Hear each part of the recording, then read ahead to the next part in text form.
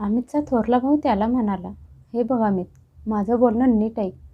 जशी आमच्या सगळ्यांची बायका पोरं आहेत तशी तुझी पण आहेत. पण ही कुठली पद्धत झाली? तू घरात थोडेसेच पैसे देशील आणि बाकीच्या सगळ्या खर्चाचं ओझं आम्ही का म्हणून उचलायचं? हे तर चुकीचं आहे ना? जर तुला या घरात राहायचं असेल तर तुला पण आमच्या बरोबरीने खर्च द्यायला लागेल. नाहीतर तुझ्या बायका पोरांना घे आणि घर सोडून निघून जा. आम्हाला काही फरक पडणार नाही. आम्हाला आमचं भविष्य पण बघायचं आहे. कधीपर्यंत आम्ही दुसऱ्यांची बायका पोरं सांभाळत बसायचं?" अमितला आपल्या थोरल्या भावाचं बोलणं खूप लागलं. त्याने गपगुमान मान खाली घातली आणि एकही शब्द बोलला नाही. त्याच्या डोळ्यात पाणी होतं, पण यावेळी तो नेहमीसारखा शांत बसला. तो घरातून बाहेर आला आणि ओळखीच्या 1-2 ठिकाणी विचारपूस केल्यानंतर त्याला एक घर भाड्याने मिळालं. सगळ्या लोकांना अमितचा साधाभोळा स्वभाव माहीत होता. त्यामुळे कुठल्याही गॅरंटीशिवाय त्याला घर भाड्यानं मिळालं. तो घरी आला आणि काही न बोलता त्याच्या खोलीत गेला. त्याची पावलं जड झाली होती. मन भारी झालं होतं. खोलीत गेल्यानंतर त्याने बायकोला सामान बांधायला सांगितलं. त्याची बायको मनीषा नवऱ्याचं बोलणं ऐकून हैराण झाली. ती उदास नजरेने नवऱ्याकडे बघायला लागली. पण तिने काही विचारलं नाही. तिला माहीत होतं तिच्या नवऱ्याच्या मनाला किती वेदना झाल्या असतील. ती शांतपणे सामान बांधायला लागली. त्यांची मुलं घाबरून एका बाजूला कोपऱ्यात उभी राहून आई-वडिलांकडे बघत होती. दुसऱ्या दिवशी अमित बायका मुलांच्या सोबत भाड्याच्या घरात राहायला गेला. हे बघून त्याचे दोन्ही भाऊ आणि बहिणी चांगले आनंदित झाले. त्यांच्या चेहऱ्यावर आनंद ओसंडून वाहत होता. जणू खूप मोठं ओझं डोक्यावरून उतरलं होतं. घरातली अमितची खोली रिकामी झाली होती. आता त्या खोलीत ते मनासारखं काहीही करू शकत होते. त्याच दिवशी कामगार बोलून त्यांनी ती खोली हॉलमध्ये बदलून घेतली. तिथे सोफा ठेवला, एका बाजूला जेवणाचा टेबल ठेवला, टीव्ही बसवून घेतला. अशा पद्धतीने त्याच्या भावांनी सरळ सरळ त्याची खोली हडपली होती. कोणीही त्यांच्या त्या गरीब भावाचा विचार केला नाही की तो भाड्याच्या घरात कसा राहील, त्याच्या बायकोचं मुलांचं कसं होईल. जो घरातला खर्च देऊ शकत नव्हता तो भाड्याच्या घरात कसा राहू शकेल. कुणाच्याही मनात त्याच्यासाठी दया आली नाही. अमित पहिल्यापासूनच घरात कुणाशीही वाद घालत नव्हता किंवा कुणाला उलट बोलत नव्हता. घरातल्या सगळ्यांचे मान खाली घालून ऐकत होता. त्याचा एक भाऊ त्याच्यापेक्षा मोठा होता आणि 2 धाकटे भाऊ होते. तरी पण तो त्याच्या धाकट्या भावांना सुद्धा मोठ्या भावासारखा मान देत होता. तो खूप साधा आणि भोळा भाबडा होता. कधीच कुणाशी मोठ्या आवाजात बोलत नव्हता. त्याच्या याच भोळेपणाचा गैरफायदा त्याच्या भावांनी उचलला होता. अमितची बायको घरातली सगळी कामं करत असायची.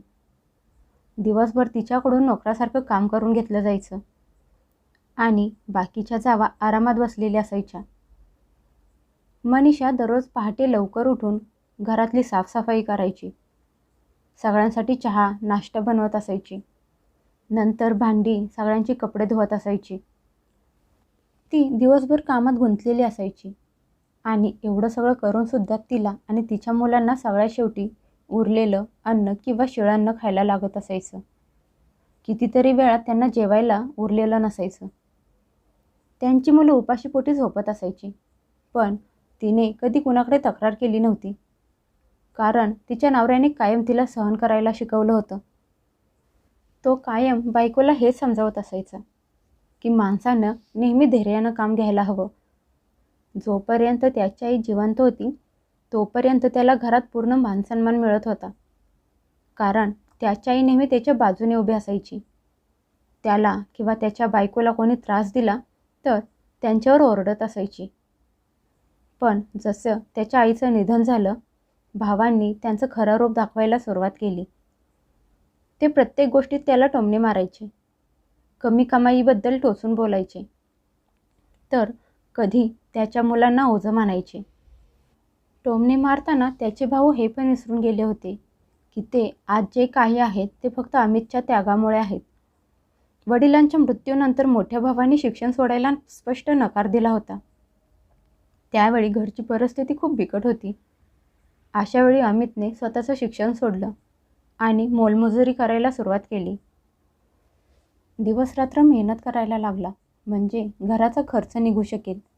धाकट्या दोन्ही भावांनी पण शिक्षण सोडायला नकार दिला. तो दिवसातून 3-4 ठिकाणी काम करायचा, म्हणजे घराचा खर्च, भावाच्या शिक्षणाचा खर्च पूर्ण होईल. त्याची आई पण लोकांच्या घरी काम करत होती. दोघं मायलेकरं मिळून घराचा खर्च भागवत होते. घर स्वतःच होतं, त्यामुळे राहायला डोक्यावर छत होतं. पण त्याच्या या त्यागाला त्याचे सगळे भाऊ विसरून गेले होते. ते तिघे शिकून चांगल्या नोकऱ्या करत होते. त्यांचे आयुष्य मार्गी लागली होती. पण अमित कायम गरीब आणि मोलमजुरी करणारा राहिला. भावांच्या शिक्षणाचा खर्च, घराचा खर्च, त्यामुळे त्याच्याकडे एकही पैसा शिल्लक राहिला नव्हता. त्याची सगळी स्वप्न अपूर्ण राहिली होती. आणि आज त्याच भावाने त्याला हा दिवस बघायला भाग पाडलं होतं. त्याला घरातून हाकलून दिलं होतं. त्याचा पण त्या घरावर तेवढाच हक्क होता, जेवढा बाकी सगळ्यांचा होता. पण कायम शांत राहिल्यामुळे त्याला आज हा दिवस बघायला लागला होता.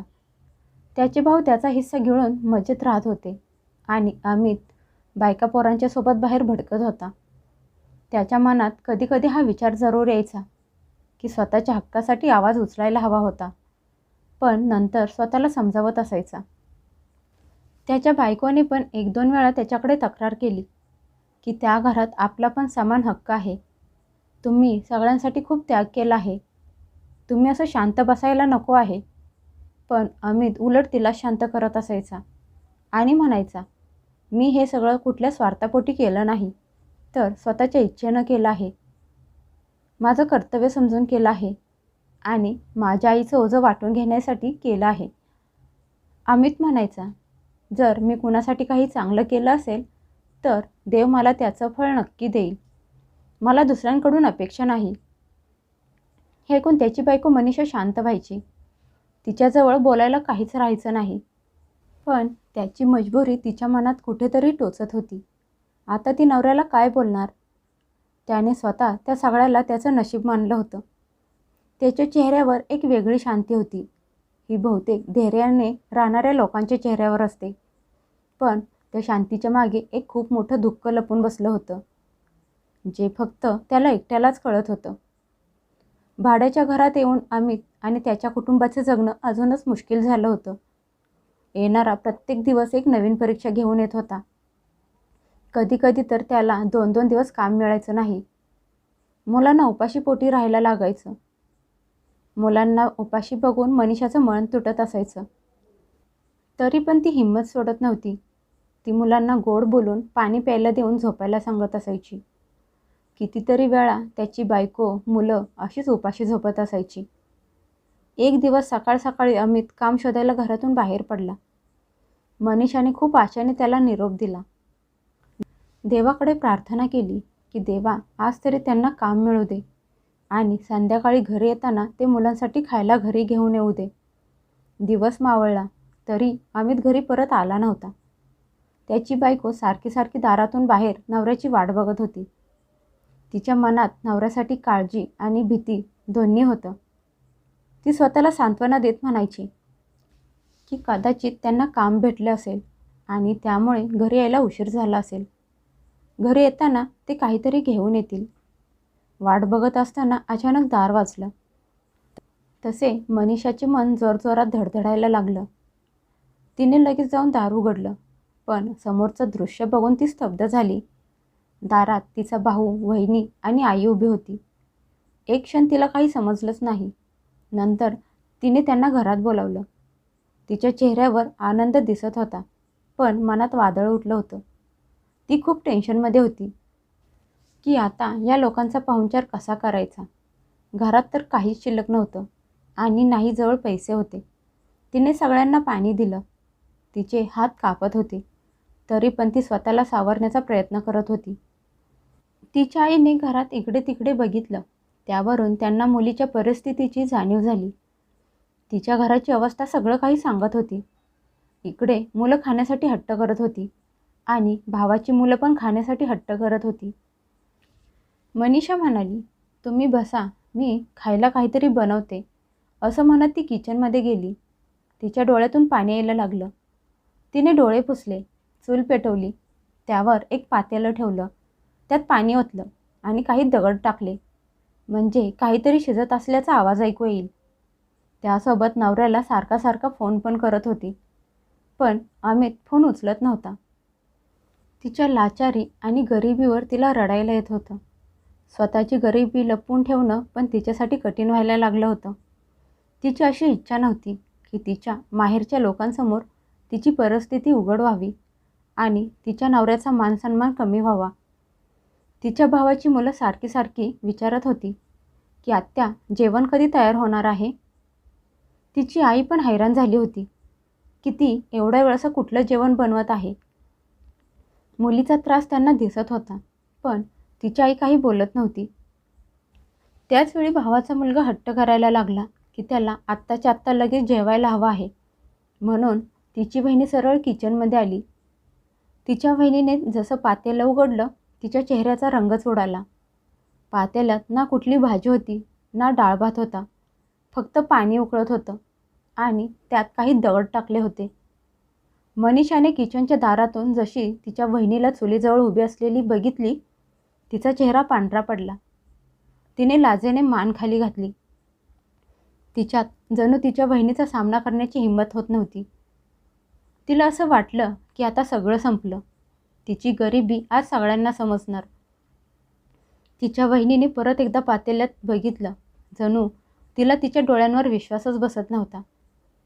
तिच्या चेहऱ्यावरचे भाव हळूहळू बदलायला लागले. तिने झाकण परत बंद करून ठेवलं आणि मोठा श्वास घेतला. काही न बोलता गपगुमान किचनमधून बाहेर आली आणि बसली. तिच्या सासूने तिच्याकडे बघितलं, पण काही विचारलं नाही. काही वेळ शांत बसल्यानंतर वहिनीने तिचा फोन घेतला आणि असं दाखवलं की कोणाशी तरी बोलत आहे. तिची वहिनी म्हणाली, आत्ता लगेच यायची गरज आहे का? ठीक आहे, आम्ही आत्ता लगेच निघतो. असं म्हणत फोन बंद केला आणि नवऱ्याला आणि सासूला उठवत म्हणाली, चला आत्ता लगेच आपल्याला निघायचं आहे. एक महत्त्वाचं काम आलं आहे. तिने नंतर मनीषाकडे बघितलं आणि हळू आवाजात म्हणाली, ताई तुमच्या घरचं जेवण आम्ही नंतर कधीतरी खाऊ. प्लीज आत्ता आम्हाला माफ करा. खूप महत्त्वाचं काम आहे. मनीषाने तिच्याकडे बघितलं. तिला लगेच समजलं की तिची बहिणी असं का करत आहे. तिने हो म्हणून मान हलवली आणि हसण्याचा प्रयत्न करत त्यांना निरोप दिला. ते गेल्यानंतर तिने दार बंद करून घेतलं आणि रडायला लागली. तिच्या मनात तिच्या बहिणीसाठी खूप आदर निर्माण झाला. आज तिच्या बहिणीने तिची इज्जत तिच्या माहेरच्या लोकांच्या समोर वाचवली होती. थोड्या वेळाने अमित घरी मोकळ्या हाताने परत आला. खूप थकला होता. त्याच्याकडे बघून मनीषाला सगळं समजलं होतं. तरी पण हिंमत करून घडलेली सगळी हकीकत नवऱ्याला सांगितली. अमित मान खाली घालून सगळं ऐकत होता. तो खूप उदास होऊन म्हणाला, आज पण मला काम मिळालं नाही. सगळा दिवस इकडे तिकडे काम शोधत फिरत होतो. मनीषाने त्याचा हात प्रेमाने हातात घेतला आणि म्हणाली, असू द्या, काही अडचण नाही. देव नक्कीच मार्ग काढेल. त्या रात्री सगळे उपाशी झोपले. त्या दोघांच्या डोळ्यातून झोप गायब झाली होती. दुसऱ्या दिवशी सकाळी सकाळी दार वाजलं. मनीषाने जाऊन दार उघडलं. समोर वहिनीला बघून मनीषा चकित झाली. तिच्या हातात एक पिशवी होती आणि चेहऱ्यावर हसू. मनीषाने तिला घरात बोलवलं. मनात खूप प्रश्न होते. तिची बहिणी घरात येऊन बसली. हातातली सामानाची पिशवी बाजूला ठेवली आणि पर्समधून एक पाकिट काढून मनीषाच्या हातात दिलं. तिने पाकिट उघडलं तर त्यात एक चेक होता. तिचे हात कापायला लागले. तिची बहिणी म्हणाली, ताई हा चेक तुमच्या नवऱ्याला द्या आणि त्यांना एखादं कामधंदा सुरू करायला सांगा.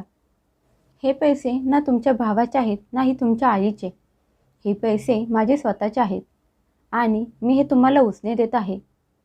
तिची वहिनी थोडा वेळ थांबली आणि नंतर म्हणाली, तुमचा बिझनेस चालायला लागला, नफा मिळायला लागला की आपण तो अर्धा अर्धा वाटून घेऊ. 1 वर्षानंतर मी माझा हिस्सा घ्यायला सुरुवात करेन. वहिनीचे बोलणे ऐकून मनीषाच्या डोळ्यात पाणी आलं. तिने वहिनीला मिठी मारली. तिच्या तोंडातून शब्द निघत नव्हते. तिच्या बहिणीने तिच्या डोक्यावर हात फिरवला आणि म्हणाली, ताई मला तुमच्या स्वाभिमानाला ठेच लागू द्यायची नव्हती म्हणून मी काल काही बोलले नाही. पण तुम्ही लोक एकटे नाही आहात. तेवढ्यात अमित बाहेर आला. त्याने त्या दोघींचं बोलणं ऐकलं होतं. त्याचं मन भरून आलं. त्याने मनात पक्क केलं की या संधीचा तो उपयोग करून घेणार. मनीषाच्या बहिणीच्या विश्वासाला तडा जाऊ देणार नाही. मी काहीतरी करून दाखवणार. काही दिवसांनी अमितने एक छोटासा बिझनेस सुरू केला. त्याने गावातच एक छोटा स्टॉल लावला. तिथे रोज घरात लागणाऱ्या गरजेच्या वस्तू विकायला लागला. पैसे कमी होते, पण त्याची मेहनत खरी होती. हळूहळू त्याचा धंदा वाढायला लागला. काही महिन्यातच घरची परिस्थिती बदलायला लागली. आता घरात रोज 2 वेळेला जेवण बनायला लागलं. मुलांच्या चेहऱ्यावरचा आनंद परत आला. एका वर्षातच अमितने एक दुकान सुरू केलं. बघता बघता त्याचा बिझनेस वाढायला लागला. त्याची मुलं चांगल्या शाळेत शिकायला लागली. त्याने स्वतःचं घर खरेदी केलं. अमितने मनीषाच्या बहिणीला दिलेल्या वचनाप्रमाणे मिळालेल्या नफ्यातून पैसे द्यायला सुरुवात केली. त्याने वहिनीचे उसने घेतलेले पैसे पण परत केले. तरी पण दरवर्षी मिळणाऱ्या फायद्यातून तो वहिनीचा हिस्सा देत असायचा. मनीषाची बहिणी कायम म्हणायची, ताई, तुम्हाला सुखात आनंदात बघून माझ्या मनाला आनंद मिळतो. मनीषा सारखी मनात विचार करत असायची की जर त्या दिवशी वहिनीने सगळ्यांच्या समोर माझी इज्जत ठेवली नसती तर कदाचित आज हे दिवस बघायला मिळाले नसते. आता रोज त्यांच्या घरात चांगले चांगले पदार्थ बनवले जायचे. मुलं पोटभर जेवत असायची. या सगळ्यामागे एका बाईचा समंजसपणा, माया आणि प्रेम लपलं होतं, जिने घरात कुणालाही न कळता मदत पण केली होती. तिचा स्वाभिमान पण सुरक्षित ठेवला होता. अमितचं आयुष्य आता सुखाचं बनलं होतं. त्याच्या मनात त्याच्या भावांसाठी ना तिरस्कार उरला होता आणि नाही बदला. तो कायम बायकोला बोलायचा, माणसाच्या कर्माचा हिशोब देव ठेवतो आणि त्यानुसार त्याला फळ पण देतो. दुसरीकडे त्याच्या भावांच्या आयुष्यात प्रॉब्लेम यायला लागले. कुणाची नोकरी सुटली तर कुणाचा बिझनेस बंद पडला. तेच भाऊ जे कधी काळी अमितला ओझं समजत होते ते स्वतः आज ओझ्याखाली दबले गेले होते. त्याच्या भावांना त्यांच्या चुकीची जाणीव व्हायला लागली होती. एक दिवस सगळे भाऊ अमितच्या दारात उभे होते. त्यांच्या चेहऱ्यावर पश्चाताप स्पष्ट दिसत होता. मोठा भाऊ म्हणाला, अमित, आमच्याकडून खूप मोठी चूक झाली होती. आम्ही तुझा हक्क पण हिसकावून घेतला आणि तुला त्रास पण दिला. झालंच तर आम्हाला माफ कर. त्याने अमितच्या वाटणीचे पैसे पण त्याच्या समोर ठेवले. अमितने त्या पैशांकडे बघितलं आणि हसला. त्याच्या मनात लालच नव्हतं. तो म्हणाला, मला या पैशांची गरज नाही. देवाने मला यापेक्षा खूप जास्त दिलं आहे. त्याने पुढे होऊन भावांना मिठी मारली आणि मोठ्या मनाने त्यांना माफ पण केलं. त्या दिवशी सगळ्यांना जाणीव झाली की धैर्य ठेवणाऱ्या माणसाला देव कुठल्या ना कुठल्या रूपाने येऊन मदत करतो, ज्याचा विचार माणूस कधीच करू शकत नाही. अमितला त्याच्या चांगल्या कर्माचं फळ मिळालं होतं.